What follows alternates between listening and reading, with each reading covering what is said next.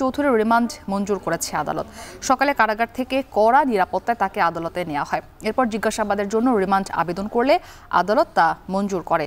এ নিয়ে আরো জানাতে চট্টগ্রাম আদালত চত্বর থেকে যুক্ত হয়েছেন ফয়সাল করিম। ফয়সাল, জানাবেন যে কোন মামলায় ফজলে করিমের কতদিনের রিমান্ড মঞ্জুর করা হয়েছে, এছাড়াও অন্য যে মামলাগুলো রয়েছে সেই ব্যাপারে আদালত কি নির্দেশ দিয়েছে?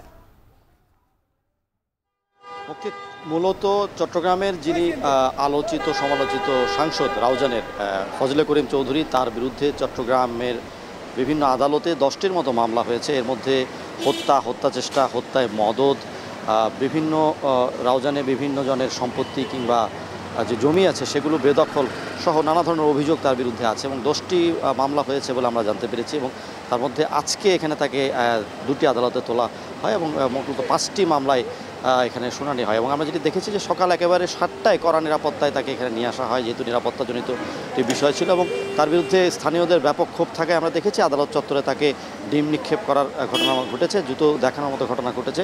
তবে আমরা দেখেছি তিনি 1 ঘন্টা 20 মিনিটের মতো আদালতে ছিলেন, সকাল 7টা থেকে 8টা 20 পর্যন্ত ছিলেন। এবং প্রথমে তাকে যে আদালতে নেওয়া হয় সেখানে কিন্তু তাকে রাউজানের বিভিন্ন স্থানে অগ্নিসংযোগ, হামলা, ভূমি দখল সহ বিভিন্ন মামলায় 2টি মামলায় তাকে আদালত 2 দিনের রিমান্ড মঞ্জুর করে। এক্ষেত্রে তার 10 দিনের রিমান্ড আবেদন করেছিল আইনজীবীরা, তবে আদালত 2 দিনের রিমান্ড মঞ্জুর করে এবং আরও জিজ্ঞাসাবাদের জন্য নির্দেশনা দেয়। এবং পরবর্তীতে তাকে তোলা হয় অতিরিক্ত মেট্রোপলিটন ম্যাজিস্ট্রেট আদালতে। সেখানে চট্টগ্রাম নগরীতে ঘটা 3টি স্থানের যে মামলা, 3টি মামলায় তাকে হত্যা চেষ্টা, হত্যা, মদদ এবং হত্যা মামলায় তাকে আসলে আসামি করা হয়েছে এবং সেই মামলাগুলোতে তাকে শোন অ্যারেস্ট দেখানো হয়েছে। এবং এই ঘটনাগুলো ঘটেছে চট্টগ্রামের চকবাজার, চাঁদগাঁও এবং পাঁচলাইশ এলাকায় এবং সেসব মামলায় তাকে আসামি করা হয়েছে। তিনি প্রথম সারির একটি আসামি এবং এই মামলাগুলো আসলে চট্টগ্রামে যেহেতু চলমান রয়েছে সেহেতু তিনি এখন চট্টগ্রাম কারাগারে রয়েছেন। এবং আমরা যেটি দেখেছি যে এর আগে বৃহস্পতিবার তাকে ব্রাহ্মণবাড়িয়া থেকে হেলিকপ্টার করে চট্টগ্রাম নিয়ে আসা হয়েছিল এবং